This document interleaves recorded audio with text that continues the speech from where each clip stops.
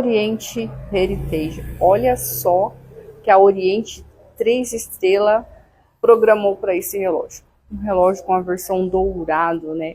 Pulseira e caixa toda em aço, com maquinário de total precisão, oferecendo calibre YN6.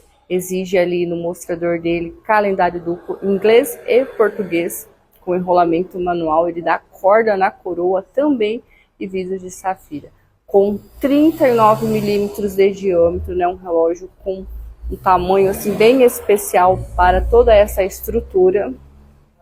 Caixa em aço escovado e também com essa pulseira toda elaborada no aço inoxidável, com fechos com botões de pressão. É um relógio clássico, sinônimo de garantia e de qualidade. Então, a Oriente 3 estrelas Heritage está bem eficiente com esses relógios.